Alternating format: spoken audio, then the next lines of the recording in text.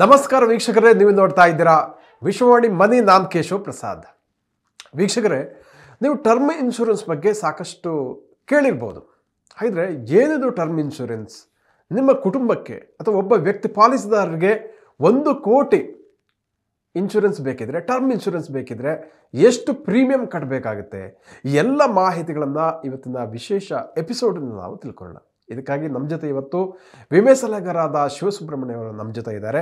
ಬನ್ನಿ ಕಾರ್ಯಕ್ರಮಕ್ಕೆ ಅವರನ್ನ ಬರಮಾಡ್ಕೊಳ್ಳೋಣ. ನಮಸ್ಕಾರ ಶಿವಸುಬ್ರಹ್ಮಣ್ಯ. ನಮಸ್ತೆ ಕೇಶವ ಪ್ರಸಾದ್ ಅವರಿಗೆ. ಅಂದಹಾಗೆ ಇವತ್ತಿನ ಎಪಿಸೋಡಲ್ಲಿ ನಾವು ಟರ್ಮ್ ಇನ್ಶೂರೆನ್ಸ್ ಬಗ್ಗೆ ಸಾಕಷ್ಟು ಉಪಯುಕ್ತವಾದ ಮಾಹಿತಿಯನ್ನು ನಿಮ್ಮಿಂದ ನಿರೀಕ್ಷೆ ಮಾಡ್ತಾ ಇದ್ದೀವಿ. ಏನಿದು ಟರ್ಮ್ ಇನ್ಶೂರೆನ್ಸ್ ಅನ್ನುವಂಥದ್ದು ಒಂದು. ಎರಡನೇದಾಗಿ 1 ಕೋಟಿ ಟರ್ಮ್ ಇನ್ಶೂರೆನ್ಸಿಗೆ ಎಷ್ಟು ಪ್ರೀಮಿಯಂ ಬೇಕಾಗುತ್ತೆ ಅನ್ನುವಂಥದ್ದು. ನೋಡಿ, 1 ಕೋಟಿ ಟರ್ಮ್ ಇನ್ಶೂರೆನ್ಸ್ ಅನ್ನ ಅದಕ್ಕಿಂತ ಮುಂಚೆ ಟರ್ಮ್ ಇನ್ಶೂರೆನ್ಸ್ ಅನ್ನೋದು ಏನು ಅಂತ ನಮ್ಮ ವೀಕ್ಷಕರಿಗೆ. ಟರ್ಮ್ ಇನ್ಶೂರೆನ್ಸ್ ಅಂತ ಹೇಳಿದರೆ, ಮುಖ್ಯವಾಗಿ ಇನ್ಶೂರೆನ್ಸ್ ಅಂತ ಹೇಳಿದರೆ,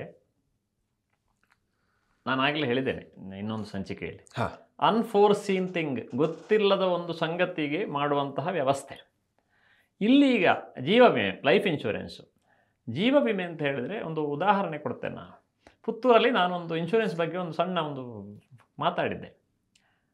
ಮಾತಾಡಿ ಆದಮೇಲೆ ಒಂದು ಹೆಂಗಸು ಎದ್ದು ಬಂದು 2 ಕೈ ಮುಗಿದು, ಭಾರಿ ನೀವು ಸರಿಯಾಗಿ ಹೇಳಿದಿರಿ, ನಮ್ಮದು ಬಿಸ್ನೆಸ್ ನಡೀತಾ ಇತ್ತು, ಚೆನ್ನಾಗಿ ನಡೀತಾ ಇತ್ತು ಬಿಸ್ನೆಸ್ಸು. ನನಗೆ 2 ಮಕ್ಕಳು. 37 ವರ್ಷದಲ್ಲಿ ನನ್ನ ಗಂಡ ಹಾರ್ಟ್ ಅಟ್ಯಾಕ್ ಆಗಿ ತೀರೋದ್ರು, ಸಡನ್ನಾಗಿ ತೀರೋದ್ರು. 2 ಚಿಕ್ಕ ಮಕ್ಕಳು. ನನಗೆ 30-31, ಹೆಂಡತಿಗೆ 30-31 ವಯಸ್ಸಾಗಿತ್ತು. ಸ್ವಲ್ಪ ಸಾಲ ಇತ್ತು, ಬಿಸ್ನೆಸ್ಸಿಗೆ ಇನ್ವೆಸ್ಟ್ ಮಾಡಲಿಕ್ಕೆ ಅವರು ಸ್ವಲ್ಪ ಸಾಲವೇ ಮಾಡಿದ್ರು. ಬಟ್ ಬಿಸ್ನೆಸ್ ಚೆನ್ನಾಗಿತ್ತು. 2-3 ವೆಹಿಕಲ್ ಇತ್ತು, 10-15 ಕೆಲಸಗಾರರಿದ್ದರು. ನನಗೆ ಬೇರೇನೂ ಉತ್ಪತ್ತಿ ಇರಲಿಲ್ಲ, ನನಗೆ ಬೇರೇನು ಗೊತ್ತೂ ಇರಲಿಲ್ಲ. ನಾನು ಶುದ್ಧ ಗೃಹಿಣಿಯಾಗಿದ್ದೆ. ನಾನು ಅನಿವಾರ್ಯವಾಗಿ ಬಿಸ್ನೆಸ್ಸನ್ನು ನಡೆಸುವ ಇದಕ್ಕೆ ಬರಬೇಕಾಯಿತು. ಅದು ಸಿಮೆಂಟಿನ ಹಾರ್ಡ್ವೇರ್ ಬಿಸ್ನೆಸ್, ಅದು ತುಂಬ ಕಷ್ಟದ್ದು. ಅವರು ಆ ಬಿಸ್ನೆಸ್ಸನ್ನು ಬಹಳ ಕಷ್ಟಪಟ್ಟು ನಡೆಸಿ ಇವತ್ತು ಈಗ ಚೆನ್ನಾಗಿ ಹೋಗ್ತಾ ಇದೆ. ಇವತ್ತು ಇದೆ ಅದು. ಬಟ್ ನಾನು ತುಂಬ ಕಷ್ಟಪಟ್ಟೆ. ಏನಾದರೂ ಒಂದು 50 ಲಕ್ಷದ ಒಂದು ಸ್ವಲ್ಪ ಇನ್ಶೂರೆನ್ಸ್ ಇದ್ದಿದ್ದರೆ, 1 ಕೋಟಿ ಇದ್ದಿದ್ದರೆ ನನಗೆ ಸ್ವಲ್ಪ ತುಂಬ ಸುಖ ಆಗ್ತಿದೆ. ತುಂಬ ಕಷ್ಟ ಬಂದೆ ನಾನು. ಹಾಗಾಗಿ ಲೈಫ್ ಇನ್ಶೂರೆನ್ಸ್ ಅನ್ನೋದು ಬೇಕೇ ಬೇಕು ಅಂತ ಅವರು ಹೇಳಿದರು ನನಗೆ. ಲೈಫ್ ಇನ್ಶೂರೆನ್ಸಲ್ಲಿ ತುಂಬ ವಿಧ ಇದೆ. Endowment, money back, ULIP, unit linked insurance, term insurance ಅಂತ. ಅದರಲ್ಲಿ ಅತ್ಯಂತ ಅಗ್ಗದ್ದು ಟರ್ಮ್ ಇನ್ಶೂರೆನ್ಸು. 1 ಕೋಟಿಗೆ ಒಬ್ಬ 30 ವರ್ಷದವ ಮಾಡಿದ ಅಂತಾದರೆ, ಅವನ 60 ವರ್ಷದವರೆಗೆ ಅವ ತಗೊಂಡ್ರೆ ಪಾಲಿಸಿಯನ್ನು, ಅವನಿಗೆ 30 ವರ್ಷ, ಅವ 60 ವರ್ಷದವರೆಗೆ ತಗೊಂಡಿದ್ದಾನೆ 1 ಕೋಟಿಯ ಪಾಲಿಸಿ. ಏನೋ ಕಾರಣದಿಂದ ಪ್ರಾಣ ಹೋಯಿತು, ಡೆತ್ ಆಯಿತು. ಹಾರ್ಟ್ ಅಟ್ಯಾಕ್ ಇರ್ಬೋದು, ಆಕ್ಸಿಡೆಂಟ್ ಇರ್ಬೋದು, ಏನೇ ಇರ್ಬೋದು. 1 ಕೋಟಿ ರೂಪಾಯಿ ಅವರ ನಾಮಿನಿಗೆ ಸಿಗತ್ತೆ. ತಾಯಿಯನ್ನು ನಾಮಿನಿ ಮಾಡಿರ್ಬೋದು, ಹೆಂಡತಿಯನ್ನು ನಾಮಿನಿ ಮಾಡಿರ್ಬೋದು, ಮಕ್ಕಳನ್ನು ಮಾಡಿರ್ಬೋದು. ಅವರಿಗೆ 1 ಕೋಟಿ ರೂಪಾಯಿ ಸಿಗತ್ತೆ. ಯಾಕೆ ಇದು ಬೇಕಂತ ಹೇಳಿದರೆ, ನೋಡಿ, ಈಗ ಧಾರಾಳ ದುಡ್ಡಿದ್ದವರಿಗೆ ಇದು ಬೇಕಾ ಗೊತ್ತಿಲ್ಲ ನನಗೆ, ಬೇಡ ಇದು. ಏನೋ ಅವರ ಆದಾಯದಲ್ಲಿ ಕುಟುಂಬದ ಜೀವನ ನಡೀತಾ ಇರ್ತದೆ.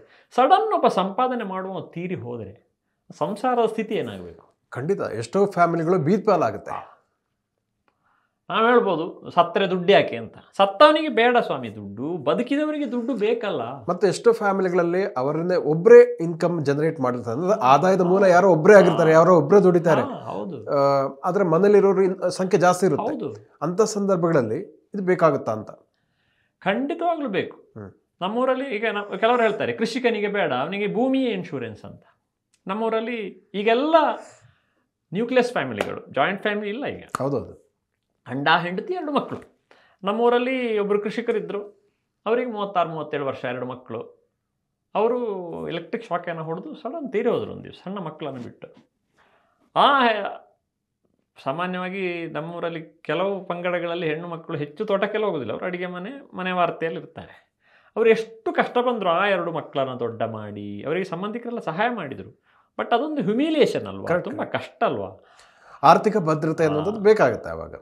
ಏನು ದೊಡ್ಡ ಇನ್ಶೂರೆನ್ಸ್ ಎಲ್ಲ ಇದ್ರು ಒಂದು ಸಣ್ಣ ಆರ್ಥಿಕ ಭದ್ರತೆಯಾಗಿ, ತುಂಬ ದೊಡ್ಡ ಸೇವಿಂಗ್ಸ್ ಧಾರಾಳ ಇದ್ದವರಿಗೆ ನಾನು ಬೇಕು ಅಂತೇನು ಹೇಳುವುದಿಲ್ಲ. ಅದಿಲ್ಲದೆ ಇರುವವರಿಗೆ ಟರ್ಮ್ ಇನ್ಶೂರೆನ್ಸ್ ತುಂಬ ಅಗ್ಗದಲ್ಲಿ ಸಿಕ್ಕುವಂತಹ ಜೀವ ವಿಮೆ ಅದು.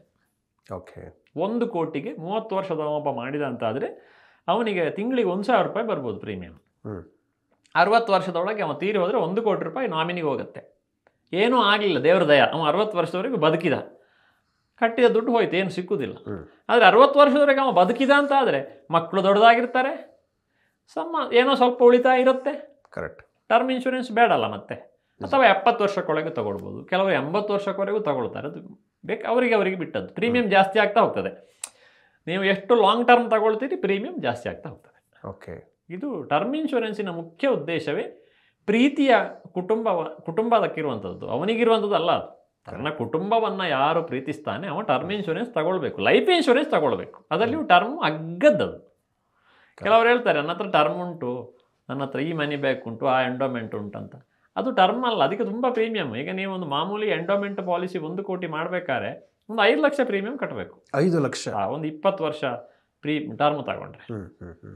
ಅದೇ 20 ವರ್ಷ ಟರ್ಮಿನ ಈ ಟರ್ಮ್ ಇನ್ಶೂರೆನ್ಸ್ಗೆ ಎಷ್ಟಾಗುತ್ತೆ? ಒಂದು 8,000 ರೂಪಾಯಿ ಆಗ್ಬೋದು. ಓಹ್, ಫ್ಯಾಂಟಾಸ್ಟಿಕ್.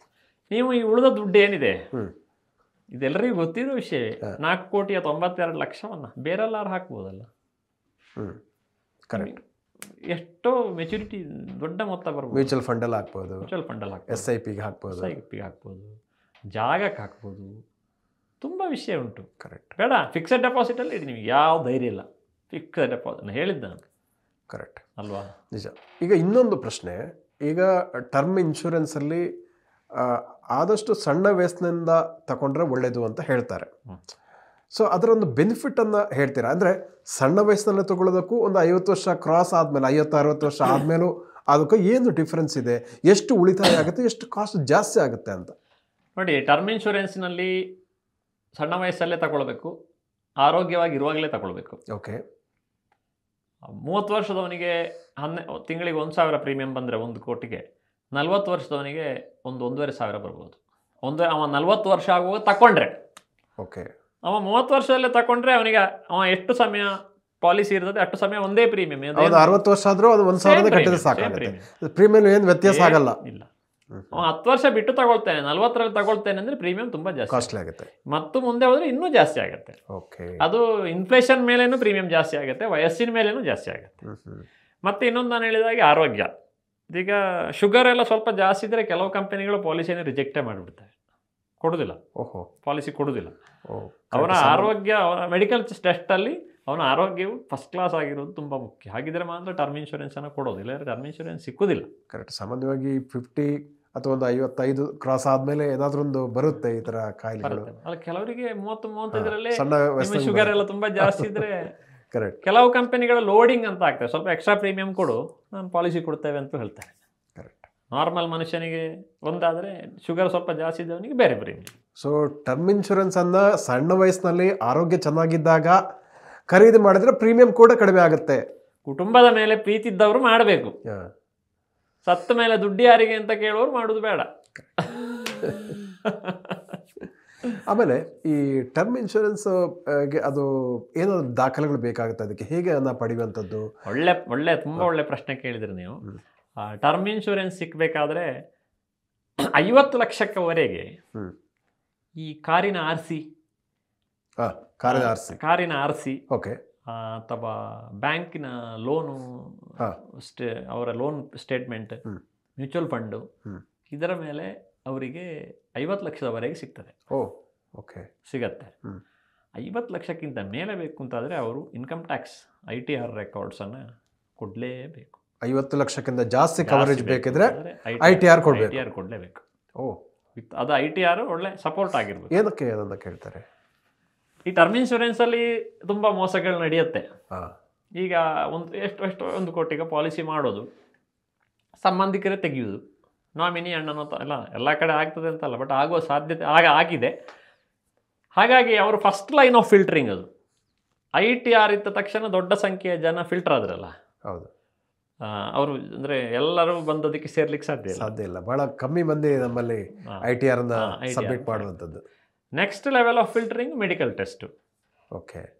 ಸೊ ಈಗ ತಿಂಗಳಿಗೆ 5,000 ರೂಪಾಯಿ ಆದಾಯ ಇರುವ 1 ಕೋಟಿ ರೂಪಾಯಿ ಇನ್ಶೂರೆನ್ಸ್ ಯಾಕೆ ಮಾಡ್ತಾನೆ ಅನ್ನೋ ಒಂದು ಪ್ರಶ್ನೆ ಬರುತ್ತಲ್ಲ. ಕರೆಕ್ಟ್. ಈಗ ಇನ್ಶೂರೆನ್ಸಿನ ಉದ್ದೇಶ, ಟರ್ಮ್ ಇನ್ಶೂರೆನ್ಸಿನ ಉದ್ದೇಶ ಏನು? ಅವ ನಾಳೆ ತೀರಿ ಹೋದ್ರಾಗುವ ಆದಾಯ ನಷ್ಟವನ್ನು ಭರ್ತಿ ಮಾಡೋದು. ಇವರ ಆದಾಯವೇ ತಿಂಗಳಿಗೆ 5,000, ವರ್ಷಕ್ಕೆ 1 ಲಕ್ಷ, ಆವಾಗ ಅಲ್ಲಿ 1 ಕೋಟಿ ಆದಾಯದ ಹೊತ್ತಾಗೋದಿಲ್ಲಲ್ಲ, ಅವರ ಕುಟುಂಬ ಇವರಿಲ್ಲದೆ ಬದುಕ್ತದೆ. ಕರೆಕ್ಟ್. ಈ 5,000 ರೂಪಾಯಿ ಹೋದರೂ ಆ ಕುಟುಂಬ ಬದುಕ್ತದೆ. ಹಾಗಾಗಿ 3 ಲಕ್ಷಕ್ಕಿಂತ ಕಮ್ಮಿದ್ದವರಿಗೆ 1 ಕೋಟಿಯ ಟರ್ಮ್ ಇನ್ಶೂರೆನ್ಸ್ ಮಾಡಲಿಕ್ಕೆ ಸಾಧ್ಯ ಇಲ್ಲ. ಸೊ 1 ಕೋಟಿ ಯಾರಿಗೆ ಬೇಕಾಗುತ್ತೆ ಅಂತ ಹೇಳ್ತೀರಾ ಇದ್ರೆ 1 ಕೋಟಿ ಕವರೇಜ್? ಸಾಧಾರಣ ಒಂದು ಒಳ್ಳೆಯ ಬದುಕು ಮಾಡಬೇಕು, ಮಕ್ಕಳನ್ನ ಒಳ್ಳೆಯ ಶಾಲೆಗೆ ಕಳಿಸ್ಬೇಕು ಅಂಥವ್ರಿಗೆ 1 ಕೋಟಿಯ ಕವರೇಜು ಅಂತಂದು. ಈಗ ಸಾಮಾನ್ಯ ವಾರ್ಷಿಕ ಆದಾಯ ಒಂದು 4 ಲಕ್ಷ 5 ಲಕ್ಷ ಇರುವವರು ಸ್ವಲ್ಪ ಚೆನ್ನಾಗಿರೋ ಜೀವನ ಮಾಡ್ತಾ ಇರ್ತಾರೆ. ಹೌದೌದು. ಅವರಿಗೆ ಸಡನ್ ಆ ಲೆವೆಲಿಂದ ಕೆಳಗೆ ಇಳಿಲಿಕ್ಕೆ ಆಗೋದಿಲ್ಲ. ಈಗ ಖಾಸಗಿ ಶಾಲೆಗೆ ಒಬ್ಬ ಕಳಿಸ್ತಾ ಇರ್ತಾನೆ, ಅಪ್ಪ ತೀರೋದ್ರು ಅಂತ ಸರ್ಕಾರಿ ಆಸ್ಪತ್ರೆಗೆ ಹಾಕ್ಲಿಕ್ಕೆ, ಸರ್ಕಾರಿ ಶಾಲೆಗೆ ಹಾಕ್ಲಿಕ್ಕೆ ಆಗ್ತದ? ಅವರ ಜೀವನ ಶೈಲಿಯನ್ನು ನಿಲ್ಲಿಸ್ಲಿಕ್ಕೆ ಆಗ್ತದ? ಅವರಿಗೆ APL ಕಾರ್ಡ್ ಇರುತ್ತೆ, ಅವ್ರು ಒಳ್ಳೆ ಊಟ ಗೀಟ ಎಲ್ಲ ಮಾಡ್ತಾ ಇರ್ತಾರೆ, ಅವ್ರಿಗೆ ಸಡನ್ BPL ಕಾರ್ಡ್ ಸಿಗ್ತದ? ಅಥವಾ ಆ ರೀತಿಯ ಜೀವನ ಶೈಲಿಗೆ ಚೇಂಜ್ ಮಾಡೋದಷ್ಟು ಸುಲಭ ಇಲ್ಲ ಅಲ್ಲ, ಅಂಥವ್ರು ತಗೊಳ್ಬೇಕು ಅಂತ ಹೇಳಿ. ಸೊ ವರ್ಷಕ್ಕೊಂದು 4 ರಿಂದ 5 ಲಕ್ಷಕ್ಕಿಂತ ಮೇಲ್ಪಟ್ಟು ಆದಾಯ ಇರುವಂಥವ್ರು ಈ 1 ಕೋಟಿ ಟರ್ಮ್ ಇನ್ಶೂರೆನ್ಸ್ ಮಾಡುವಂಥದ್ದು. ಅದಕ್ಕಿಂತ ಕಮ್ಮಿ ಇರೋರು 25 ಲಕ್ಷವೋ 10 ಲಕ್ಷವೋ 30 ಲಕ್ಷವೋ ತಗೊಳ್ಬೋದು ಪಾಲಿಸಿಯನ್ನು, ಅವರವರ ಸಾಮರ್ಥ್ಯಕ್ಕೆ ಸರಿಯಾಗಿ. ನಂತರ ಈಗ ಫಾರ್ ಎಕ್ಸಾಂಪಲ್ ಈಗ ಒಂದು 50 ಲಕ್ಷಕ್ಕೆ ತಗೊಂಡೋದು ನಂತರ ಅವರ ಆದಾಯ ಇನ್ಕ್ರೀಸ್ ಆದಾಗ ಇನ್ಕ್ರೀಸ್ ಮಾಡೋಕ್ಕಾಗತ್ತಾ? ಮಾಡ್ಬೋದು. ಓಕೆ. ಈಗ ಹೇಗಿರುವ ಪಾಲಿಸಿಗಳೆಲ್ಲ ಬಂದಿದೆ ಅಂತ ಹೇಳಿದರೆ, ಈಗ ಒಬ್ಬರು ಮನೆ ಕಟ್ತಾರೆ, ಮನೆ ಕಟ್ಟಿ ಆಗುವಾಗ ಈ ಪಾಲಿಸಿಯನ್ನು ಏರಿಸ್ಲಿಕ್ಕೆ ಆಗ್ತದೆ. ಓಕೆ. ಅಥವಾ ಒಂದು ಮಗು ಉಂಟು, ಒಂದು ಮಗು ಆಯಿತು, ಆವಾಗ ಒಂದು ಏರಿಸ್ಲಿಕ್ಕೆ ಆಗ್ತದೆ. 2ನೇ ಮಗು ಆಯಿತು, ಅವಾಗ ಇನ್ನೂ ಏರಿಸ್ಲಿಕ್ಕೆ ಆಗ್ತದೆ. ಆ ರೀತಿಯೆಲ್ಲ ಮಾಡುವಂತಹ ವಿಧಾನಗಳಿದೆ. ಸೆಪರೇಟ್ ಆಗಿ ತಗೋಬೇಕಂತ ಇಲ್ಲ, ಅದನ್ನೇ ಏರಿಸ್ಬೋದು ಅದೇ ಪಾಲಿಸಿಯನ್ನು. ಈಗ ನೀವು 50 ಲಕ್ಷದ ಪಾಲಿಸಿ 10,000 ರೂಪಾಯಿ ಆದರೆ 50 ಲಕ್ಷದ ನೀವು ಇನ್ನೊಂದು ತಗೊಂಡ್ರೆ ಮತ್ತೆ 10,000 ರೂಪಾಯಿ ಆಗುತ್ತೆ. ಅದೇ ನೀವು 1 ಕೋಟಿ ತಗೊಂಡ್ರೆ 15,000 ರೂಪಾಯಿ ಆಗುತ್ತೆ. ಆ ಒಂದು ಉಳಿತಾಯವನ್ನು ಅಲ್ಲಿ ಮಾಡ್ಬೋದು ನೀವು ಇದನ್ನೇ ಏರಿಸಿದರೆ. ಅದೆಲ್ಲ ಕಂಪನಿಯಿಂದ ಕಂಪನಿಗೆ ಅದೆಲ್ಲ ಬದಲಾಗ್ತಾ ಹೋಗ್ತದೆ ಈ ವಿಚಾರಗಳು. ಈಗ ಇನ್ನೊಂದು ಕಂಪನಿಗಳು ಯಾವ್ದಾದ್ರು ಟರ್ಮ್ ಇನ್ಶೂರೆನ್ಸ್ ಕೊಡುತ್ತಾ? ಈಗ ಗ್ರೂಪ್ ಇನ್ಶೂರೆನ್ಸ್ ಕೊಡೋ ಥರ? ಹೌದು. ಈಗ ಲೈಫ್ ಇನ್ಶೂರೆನ್ಸ್ ಕೊಡುವ ಎಲ್ಲ ಕಂಪನಿಗಳು life insurance, LIC, SBI life, ICICI Prudential life, HDFC life, Bajaj alliance life, ಇವರೆಲ್ಲ ಟರ್ಮ್ ಇನ್ಶೂರೆನ್ಸನ್ನು ಕೊಡ್ತಾರೆ. ನೀವು ಟರ್ಮ್ ಇನ್ಶೂರೆನ್ಸಲ್ಲಿ ನೋಡಬೇಕಾಗಿರೋದು ಬಹಳ ಮುಖ್ಯವಾಗಿ, ನಾನು ಆಗಲೇ ಅದು ಇನ್ನೊಂದು ಸಂಚಿಕೆಯಲ್ಲಿ ಹೇಳಿದೆ ನೋಡಿ, ಹೆಲ್ತ್ ಇನ್ಶೂರೆನ್ಸಲ್ಲಿ ಕಂಪನಿ ಇತಿಹಾಸ ನೋಡಬೇಕು. ಅದರಲ್ಲೂ ಒಳ್ಳೆ ಕಂಪನಿ ತಗೊಳ್ಬೇಕು. ಅದು ಇಲ್ಲೂ ಕೂಡ ಅಪ್ಲೈ ಆಗುತ್ತೆ. ನಾಳೆ ಕ್ಲೈಮ್ ಕೊಡಬೇಕಲ್ಲ. ಕರೆಕ್ಟ್. ಕ್ಲೈಮನ್ನು ಔಟ್ರೈಟ್ ರಿಜೆಕ್ಟ್ ಮಾಡಿಬಿಟ್ರೆ ಏನೋ ಪಿಳ್ಳೆ ನೆವನ ಹೇಳಿ ಅದರ ಹಿಂದೆ ಕುಟುಂಬದವರು, ಈಗ ಮನೆ ಯಜಮಾನ ತೀರೋಗಿರ್ತಾನೆ, ಕುಟುಂಬದವರು ಅದರ ಹಿಂದೆ ಓಡಾಡಬೇಕು. ಸೊ ಆವಾಗಲೂ ಹಾಗೆ ನಾನು ಹೇಳೋದು, ಒಳ್ಳೆಯ ಇತಿಹಾಸ ಇರುವ, ಈಗ ನಮ್ಮಲ್ಲೆಲ್ಲ ಒಂದು ಹುಡುಗನಿಗೆ ಹುಡುಗಿ ತರಬೇಕಾದ್ರೆ, ಹುಡುಗ ಆಗ್ಬೇಕಾದ್ರೆ ಅಜ್ಜನ ಮನೆಯಲ್ಲಿ ಸೋದರ ಮಾವ ಯಾರು, ಮನೆಯ ಇತಿಹಾಸವನ್ನ ನೋಡೋ ಒಂದು ಕ್ರಮ ಉಂಟು. ಹಾಗೆ ನೀವು ಟರ್ಮ್ ಇನ್ಶೂರೆನ್ಸ್ ಅಲ್ಲೂ ನೋಡಬೇಕು ಅಂತ ಹೇಳುವ, ಕಂಪನಿಯನ್ನ ನೋಡಿ. ಸೊ ಪ್ರೀಮಿಯಂ ಬಹಳ ಚೀಪ್ ಆಗುತ್ತೆ ಒಂದೇ ಒಂದು ಕಾರಣ ಅಲ್ಲ, ಈ ಎಲ್ಲ ಅಂಶಗಳನ್ನು ಗಮನಿಸಬೇಕು ಅಲ್ಲ. ಕರೆಕ್ಟ್. ನಾನು ಹೇಳೋದು ಹಾಗೆ, ಇತಿಹಾಸವನ್ನು ನೋಡಿ. ಓಕೆ. ಈಗ ನೀವೊಂದು ಕಾರ್ ತಗೊಳ್ಳೋದ್ರೆ ಅಷ್ಟು ಅಧ್ಯಯನ ಮಾಡ್ತೀರಿ, ಆ ಕಂಪನಿ ಅದರದ್ದು ರಿಪೇರಿ ಹೇಗೆ ಬರುತ್ತೆ, ಹೇಗೆ ಸರ್ವಿಸ್ ಇದೆ, ಟರ್ಮಲ್ಲಿ ಅದೇ ಇದೆ. ಓಕೆ. ಈಗ ಇನ್ನೊಂದು ಪ್ರಶ್ನೆ, ಈಗ ಇನ್ಶೂರೆನ್ಸ್ ಕಂಪ್ನಿಗಳು ಯಾವೆಲ್ಲ ಕರಾರುಗಳನ್ನು ಹಾಕುತ್ತೆ ಅಂದರೆ, ಈಗ ತಾವು ಹೇಳಿದ್ರೆ ಮೆಡಿಕಲ್ ಇದು ಆರೋಗ್ಯ ಎಷ್ಟು ಚೆನ್ನಾಗಿರಬೇಕು, ಆಮೇಲೆ ಯಾವುದೇ ಇದನ್ನು ಮುಚ್ಚಿಡುವಂತಿಲ್ಲ, ಅದೆಲ್ಲ ಇಲ್ಲೂ ಕೂಡ ಅಪ್ಲೈ ಆಗುತ್ತಾ ಹೇಗೆ ಅನ್ನುವಂಥದ್ದು. ವೈದ್ಯಕೀಯ ಕಂಡೀಷನ್ ಹೆಲ್ತ್ ಸರ್ಟಿಫಿಕೇಟ್ ಕೊಡಬೇಕಾಗತ್ತಾ, ಏನು ಇತ್ತಾ ಅಂತ? ಅಲ್ಲ, ಮುಖ್ಯವಾಗಿ ಸ್ಮೋಕಿಂಗ್ ಇದ್ದರೆ, ಡ್ರಿಂಕ್ಸ್ ಇದ್ದರೆ ಅದನ್ನು ಟರ್ಮ್ ಇನ್ಶೂರೆನ್ಸ್ ಮಾಡುವಾಗ ಹೇಳಬೇಕು. ಓಕೆ. ಉದಾಹರಣೆಗೆ ಒಬ್ಬರು ಪಾಲಿಸಿಯನ್ನು 1 ಕೋಟಿಗೆ ಮಾಡಿದ್ರು, ಅವರಿಗೆ ಡ್ರಿಂಕ್ಸ್ ಇತ್ತು, ಅವರು ಹೇಳಲಿಲ್ಲ, ಪಾಲಿಸಿ ಮಾಡಿ 1 ವರ್ಷದಲ್ಲ 2 ವರ್ಷದಲ್ಲ ಡೆತ್ ಆಯಿತು, ಅದೇನೋ ಕಾರಣಕ್ಕೆ ಪೋಸ್ಟ್ ಮಾರ್ಟಮ್ ಅಲ್ಲೋ ಏನೋ ಡ್ರಿಂಕ್ ಅವರು ಕುಡಿತಾ ಇದ್ರು, ಲಿವರ್ ಫೇಲ್ ಆಗಿದೆ ಅಂತ ಆದರೆ ಕ್ಲೇಮ್ ರಿಜೆಕ್ಟ್ ಆಗ್ಬೋದು. ಓಕೆ. ಆದ ಉದಾಹರಣೆಗಳು ಇವೆ. ಸೊ ಈ ಥರ ಕುಡಿತಾ ಇರ್ಬೋದು, ಅಥವಾ ಈ ಸಿಗರೇಟ್, ಈ ಥರ ಮದ್ಯಪಾನ ಅಥವಾ ಧೂಮಪಾನ ಇರ್ಬೋದು, ಈ ಥರ ಚಟಗಳಿದ್ರೆ ಅದನ್ನು ಹೇಳಬೇಕು ಮುಂಚೆ, ಅಭ್ಯಾಸಗಳು ಹೇಳಬೇಕು, ಅಗತ್ಯವಾಗಿ ಹೇಳಬೇಕು. ಹೇಳದೇ ಇದ್ರೆ ರಿಜೆಕ್ಟ್ ಆಗುವ ಚಾನ್ಸ್ ಇದೆ. ಆಮೇಲೆ ಇನ್ನೊಂದು ಸಾಮಾನ್ಯ ಪ್ರಶ್ನೆ ಇದೆ, ಸುಯಿಸೈಡ್ಗೆ ಆತ್ಮಹತ್ಯೆಗೆ ಸಿಗತ್ತಾ? ಹೌದೌದು, ಕರೆಕ್ಟ್. ಪಾಲಿಸಿ ಮಾಡಿ 1 ವರ್ಷದೊಳಗೆ ಆತ್ಮಹತ್ಯೆಗೆ ಸಿಗುವುದಿಲ್ಲ, 1 ವರ್ಷದ ಮೇಲೆ ಆತ್ಮಹತ್ಯೆಗೂ ಸಿಗುತ್ತೆ. ಓಕೆ. 1 ವರ್ಷದ ನಂತರ. ಹೌದು. ಉಳಿದಂತೆ ಯಾವುದಕ್ಕೆಲ್ಲ ಇದು ಎನಿ ಡೆತ್ಗೂ ಇದು ಕವರ್ ಆಗುತ್ತೆ? ಎನಿ ಡೆತ್, ಯಾವ ಕಾರಣಕ್ಕೂ, ಹಾರ್ಟ್ ಅಟ್ಯಾಕ್ ಆಗುತ್ತೆ, ಯಾವುದೇ ಕಾರಣಕ್ಕ ತೀರೋಗ್ಲಿ, ಇನ್ ಕೇಸ್ ಕ್ಯಾನ್ಸರ್ ಬಂದು ತೀರೋದ್ರೂ ಆಗುತ್ತೆ, ಯಾವುದೇ ಕಾರಣಕ್ಕ ತೀರೋಗ್ಲಿ, ಡೆತ್ ಸರ್ಟಿಫಿಕೇಟ್, ಅದಕ್ಕೆ ಬೇಕಾದ ಡಾಕ್ಯುಮೆಂಟ್ ಎಲ್ಲ ಕೊಡಬೇಕು. ಯಾರು ನಾಮಿನೇಟ್ ಯಾರನ್ನು ಮಾಡಿರ್ತಾರೆ ಅವರಿಗೆ ದುಡ್ಡು ಹೋಗ್ತದೆ. ಈಗ ಇನ್ನೊಂದು ಆಲ್ರೆಡಿ ಯಾವುದೋ ಒಂದು ಕ್ಯಾನ್ಸರ್ ಇದೆ ಅಂತ ಕಲ್ಕೊಳ್ಳೋಣ, ಅಂಥವ್ರು ಟರ್ಮ್ ಇನ್ಶೂರೆನ್ಸ್ ಮಾಡೋಕ್ಕಾಗುತ್ತಾ? ಅದೇ ಸಾಧ್ಯ ಇಲ್ಲ. ಅದು ಈಗ ಕೆಲವು ಕಂಪನಿ, ಎಲ್ಲ ಕಂಪನಿಗಳಲ್ಲಿ ಮೆಡಿಕಲ್ ಚೆಕಪ್ ಇದೆ, ಕೆಲವು ಕಂಪನಿಗಳು ಮೆಡಿಕಲ್ ಚೆಕಪ್ ಇಲ್ಲದೇ ಕೊಡ್ತಾವೆ ಟರ್ಮ್ ಇನ್ಶೂರೆನ್ಸ್. ಓಕೆ, ಅದು ಕಾಸ್ಟ್ಲಿ ಆಗುತ್ತಾ? ಅಲ್ಲ, ಪಾಲಿಸಿ ಸಿಗೋದಿಲ್ಲ. ಕ್ಯಾನ್ಸರ್ ಇದೆ ಅಂತ ಹೇಳಿದರೆ ಅವ ಅಡಗಿಸಿ ಮಾಡಿದರೆ ನಾಳೆ ಕ್ಲೈಮಲ್ಲಿ ರಿಜೆಕ್ಟ್ ಆಗ್ಬೋದು. ಅರ್ಲಿ ಕ್ಲೈಮ್ ಬಂದರೆ ಅವ್ರು ತುಂಬ ತನಿಖೆ ಮಾಡ್ತಾರೆ. ಎಷ್ಟರ ಮಟ್ಟಿಗೆ ತನಿಖೆ ಮಾಡ್ತಾರೆ ಅಂದರೆ, ನಾನು ಮಾಡಿದ ಒಬ್ಬರು ಪಾಲಿಸಿದಾರರು 3 ವರ್ಷದೊಳಗೆ ತೀರೋಗಿದ್ರು. ಕಂಪನಿಯ ಇನ್ಸ್ಪೆಕ್ಟ್ರು ಬಂದು ಅವರ ಊರಿನಲ್ಲೆಲ್ಲ ಸುಮಾರು ಜನರ ಹತ್ರ ಕೇಳಿದ್ದಾರೆ ಹೇಗೆ ಡೆತ್ ಆದ್ದು ಅಂತ. ತುಂಬ ಎಲ್ಲ ತನಿಖೆ ಮಾಡಿ ಬರೀ ಅದು 5 ಲಕ್ಷದ ಪಾಲಿಸಿ ಪಾಲಿಸಿ ಊರಡಿ ಚೆಕ್ ಮಾಡಿದ್ದಾರೆ, ಮಾಡಿ ಅದು ಸರಿ, ಅದೇನು ಆ ರೀತಿಯ ಮೋಸ ಗೀಸ ಏನು ಆಗಿಲ್ಲ ಅಂತ ಆದಮೇಲೆ ಕ್ಲೇಮ್ ಪಾಸ್ ಆಯಿತು. ಓಕೆ, ಅದು ಬೇಗ ಕ್ಲೈಮ್ ಬಂದರೆ 3 ವರ್ಷದ ಒಳಗಡೆ ಕ್ಲೈಮ್ ಬಂದರೆ ತನಿಖೆ ಮಾಡಿ ತುಂಬ ಪರಿಶೀಲನೆಯನ್ನು ಮಾಡ್ತಾರೆ. 3-5 ವರ್ಷದ ಒಳಗೆ. ಈ ಕ್ಯಾನ್ಸರ್ನವರೆಲ್ಲ ಡೆತ್ ಆಗಿಬಿಟ್ರೆ ಅದು ರಿಜೆಕ್ಟ್ ಆಗೋ ಚಾನ್ಸೇ ತುಂಬ ಜಾಸ್ತಿ. ಸೊ ಇವಾಗ ಹಾಗಿದ್ರೆ ಆರೋಗ್ಯವಾಗಿ ಇದ್ದಾಗ ಮತ್ತು ಸಣ್ಣ ವಯಸ್ಸಿನಲ್ಲಿ ಟರ್ಮ್ ಇನ್ಶೂರೆನ್ಸ್ ತಗೊಳ್ಳೋದು ಬಹಳ ಮುಖ್ಯ. ಬುದ್ಧಿವಂತಿಕೆ, ಅದುವೇ ಬುದ್ಧಿವಂತಿಕೆ, ತಗೊಳ್ಬೇಕು. ಓಕೆ, ಮತ್ತು ಇನ್ನೊಂದು, ಈಗ ಈ ಟರ್ಮ್ ಇನ್ಶೂರೆನ್ಸನ್ನು ಹೇಗೆ ನಾನು ಈ ಹಿಂದಿನ ಸಂಚಿಕೆಗಳು ಹೇಳಿದಾಗೆ ನಾವು ಸಾರ್ವಜನಿಕ ಸೆಕ್ಟರ್ದು ಒಳ್ಳೆಯದಾ ಅಥವಾ ಖಾಸಗಿ ವಲಯದ್ದು ಒಳ್ಳೆಯದು, ಯಾವುದು ಒಳ್ಳೆಯದು ಅಂತ ಹೇಳ್ತೀರಿ? ಅದರಲ್ಲಿ ನಿಮಗೆ ಸಾರ್ವಜನಿಕ ಸೆಕ್ಟರ್ ಇದು LIC ಟರ್ಮ್ ಇನ್ಶೂರೆನ್ಸ್, LIC ಇತಿಹಾಸ ಚೆನ್ನಾಗಿದೆ. ಹೌದೌದು, ಸುಮಾರು ವರ್ಷಗಳಿಂದ ಮತ್ತು ಒಳ್ಳೆ ಸರ್ವಿಸ್ ಕೊಡುವ ಏಜೆಂಟ್ಗಳು LICಯಲ್ಲಿ ಇದ್ದಾರೆ. ಮತ್ತೆ ನಿಮ್ಮ ಆರೋಗ್ಯ ವಿಮೆಗೆ ಪುನಃ ಅವಾಗ ಏನು ಕ್ಲೈಮ್ ಎಲ್ಲ ಬರುವುದಿಲ್ಲಲ್ಲ, ಒಮ್ಮೆಗೆ. ಹೌದೌದು, ಕರೆಕ್ಟ್, ಸತ್ತಾಗ. ಹಾಗಾಗಿ ಆಗದೇ ಇಲ್ಲ. ಸಾರ್ವಜನಿಕ ವಿಭಾಗವು ಅದರಲ್ಲಿ LIC ಆದೀತು. LIC, SBI life, ICICI life, HDFC ಇದೆಲ್ಲ ಚೆನ್ನಾಗಿದೆ.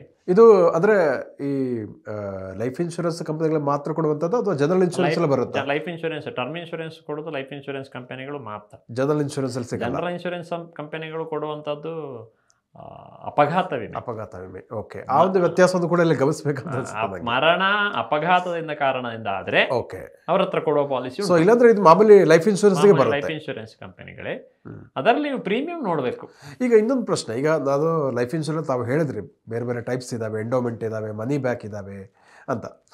ಸೊ ಈಗ ಒಬ್ಬ ವ್ಯಕ್ತಿಗೆ ಮನಿ ಬ್ಯಾಕ್ ಇದೆ, ಎಂಡೋಮೆಂಟ್ ಇದೆ, ಅಂಥವ್ರು ಟರ್ಮ್ ಇನ್ಶೂರೆನ್ಸ್ ತಗೋಬೇಕಾ ಬೇಡವಾ, ಹೇಗೆ? ಅದೇ ಅವನಿಗೆ ಕವರೇಜ್ ಎಷ್ಟಿದೆ. ಈಗ ಅವ ನಾಳೆ ಹೋದರೆ, ಇಲ್ಲ ಅಂತ ಆದರೆ ಸಿಕ್ಕುವ ದುಡ್ಡು ಕುಟುಂಬವನ್ನು ಸಾಮಾನ್ಯ ಬದುಕಿನಲ್ಲಿ ನಡೆಸಲಿಕ್ಕೆ ಸಾಕ ಅಂತ ಹೇಳೋದರ ಮೇಲೆ ಆ ತೀರ್ಮಾನ ತಗೊಳ್ಬೇಕು. ಕರೆಕ್ಟ್, ಇಲ್ಲದೆ ಇದ್ರೆ ತಗೊಳ್ಬೋದು. ಸಾಮಾನ್ಯವಾಗಿ ಅವರವರ ವಾರ್ಷಿಕ ಆದಾಯದ 20 ಪಟ್ಟು ಟರ್ಮ್ ಇನ್ಶೂರೆನ್ಸ್ ಬೇಕು ಅಂತ ಹೇಳ್ತಾರೆ. ಓಕೆ, ಅದೇ ಅದು ಅವರವರ ಸಾಮರ್ಥ್ಯ. ಒಟ್ಟಾರೆ ಅವರ ಕುಟುಂಬ ನಡಿಬೇಕು.